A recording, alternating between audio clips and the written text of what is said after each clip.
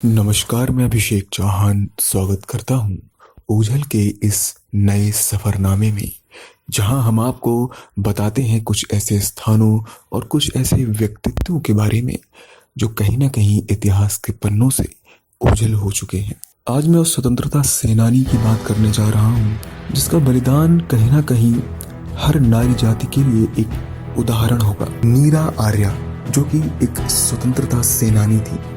नीरा आर्या का विवाह ब्रिटिश भारत में सीआईडी इंस्पेक्टर श्रीकांत जयरंजन दास के साथ हुआ था। नीरा ने नेताजी सुभाष चंद्र बोस की जान बचाने के लिए अंग्रेजी सेना में अपने अफसर पति श्रीकांत जयरंजन दास की हत्या भी कर दी थी। दो को तत्कालीन संयुक्त प्रांत के खेखड़ा नगर में एक प्रतिष्ठित व्यापारी सेठ छज्जूमल के घर जन्मी नीरा आर्या आजाद हिंद फौज में रानी झांसी रेजिमेंट की सिपाही थी, जिन पर अंग्रेजी सरकार ने गुप्तचर होने का आरोप भी लगाया था।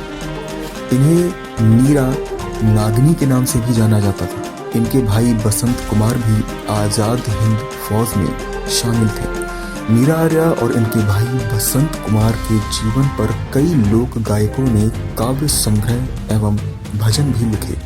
1998 में इनका निधन हैदराबाद में हुआ।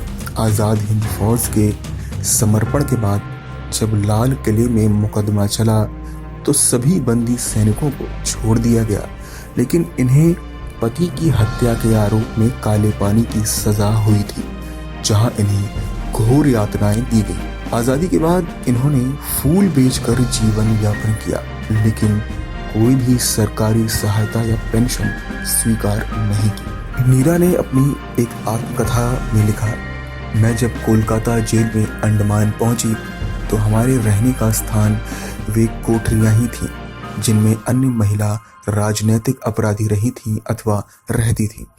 हमें रात के 10 बजे कोठरियों में बंद कर दिया गया और चटाई कंबल आदि का नाम भी कहीं सुनाई नहीं पड़ा। मन में चिंता होती थी कि इस गहरे समुद्र में अज्ञात द्वीप में रहते स्वतंत्रता कैसे मिलेगी, जहां अभी तो ओढ़ने बिछाने का ध्यान छोड़ने की आवश्यकता पड़ी है। जैसे तैसे जमीन पर ही लोट लगाई और नींद भी आ गई। लगभग 12 बजे एक पहरेदार 2 कंबल लेकर आया और बिना बोले चाले ही ऊपर फेंक कर चला गया। कंबलों का गिरना और नींद का टूटना भी एक साथ ही हुआ। बुरा तो लगा, परंतु कंबलों को पाकर संतोष भी आ गया। सूर्य निकलते ही मुझको खिचड़ी मिली और लोहार भी आ गया। साथ ही हाथ की सांकल काटते समय थोड़ा सा चमड़ा भी काटा, परंतु पैरों में से आड़ी बेड़ी काटते समय केवल 2-3 बार हथौड़ी से पैरों की हड्डी को जांचा कि कितनी पुष्ट है। फिर मैंने उनके ऊपर थूक दिया था, औरतों की इज्जत करना सीखो। जेलर भी साथ थे, तो उसने कड़क आवाज में कहा, तुम्हें छोड़ दिया जाएगा यदि तुम बता दोगी तुम्हारे नेताजी सुभाष कहाँ हैं। मैंने कहा, वे तो हवाई दुर्घटना में चल बसे और ये सारी दुनिया जानती है। नेताजी जिंदा है, झूठ बोलती हो तुम कि हवाई दुर्घटना में मर गए। जेलर ने कहा, हाँ नेताजी जिंदा है, तो कहाँ है? मेरे दिल में जिंदा है। जैसे ही मैंने कहा तो जेलर को गुस्सा आ गया और बोले, तो तुम्हारे दिल से हम नेताजी को निकाल देंगे। और फिर उन्होंने मेरे आंचल पर ही हाथ डाल दिया और मेरी आंगी को फाड़ते हुए और लोहार की ओर संकेत किया।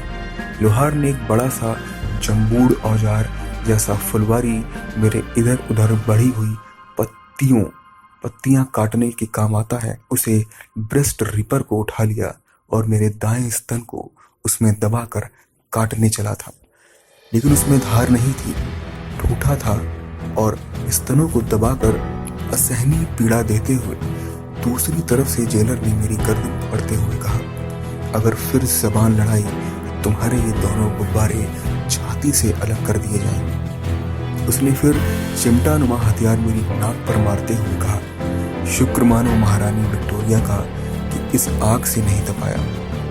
आग से तपाया होता तो तुम्हारे दोनों उभार पूरी तरह उखड़ जाते। सलाम है ऐसे देशभक्त को। आज़ादी के बाद इन्होंने फूल बेचकर जीवन यापन किया, लेकिन कोई भी सरकारी सहायता स्वीकार नहीं की। तो ये थी मीरा आर्या, जिन्होंने अपने स्वाभिमान को झुकने नहीं दिया। मुझे आशा है कि आपको हमारा ये प्रयास पसंद आया होगा। तो ऐसे ही हम आपके सामने कई स्थानों और व्यक्तित्वों से परिचित कराते रहेंगे, जो कहीं ना कहीं इतिहास के पन्नों से आज उजल हो चुके हैं।